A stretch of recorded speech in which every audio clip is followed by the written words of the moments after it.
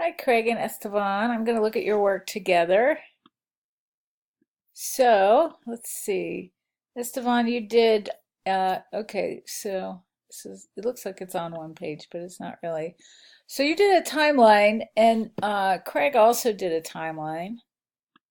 Timeline, you can both see the difference in your timeline.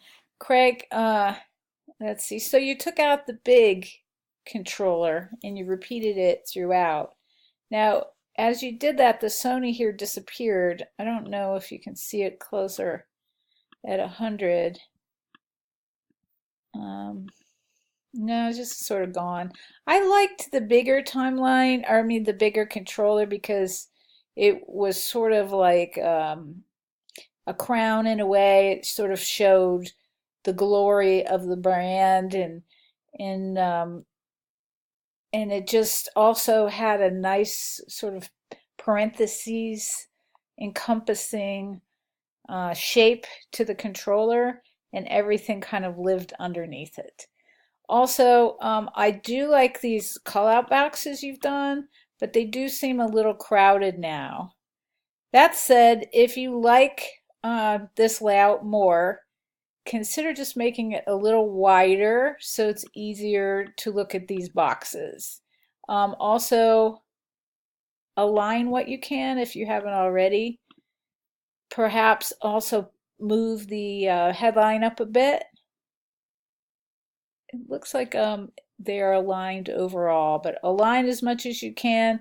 One thing I put into the last assignment that I didn't do in time for this was to hand kern so you get even spacing throughout. So you can see the 2 and the O here are kind of close, and the 0, 1, 8 look like they were spaced differently. And I know that they weren't, but so you just want a hand kern to do that. So I can see that you are in love with these controllers and you wanted to use them throughout. I too love Sony. We have a PlayStation. We have the VR PlayStation, which is pretty crazy. I don't know if you got that yet. Um, so I like these a little bit more on here. I think it helps with the composition, especially that white one. I think for these dark ones, consider putting the lightest of grays along the corners so that they pop out from the black. Otherwise, be consistent with the spacing.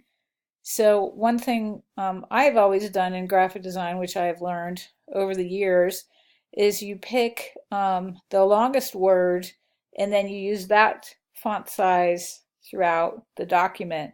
So the same concept goes with spacing. So whatever works for one block, you want to continue that throughout.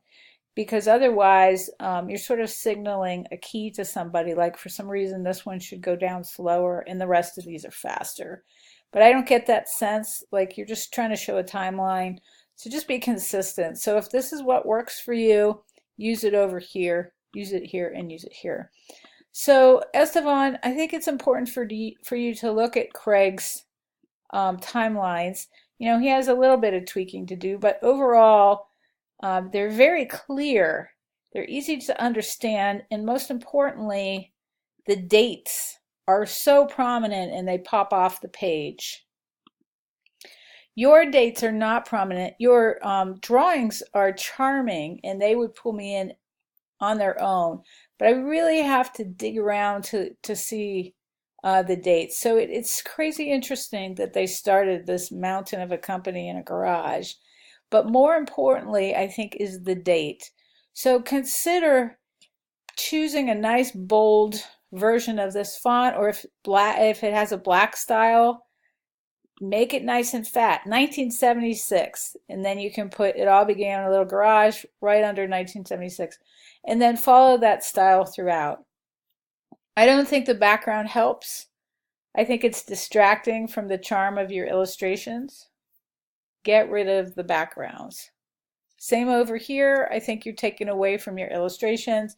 And the most important thing of an information graphic is teaching the viewer something. So this really isn't an illustration assignment more than an information graphic. So dates are key for you. Anyway, I hope comparing the both was helpful to both of you. I think you're both on the road to something very interesting for your portfolio. Let me know if you have any questions.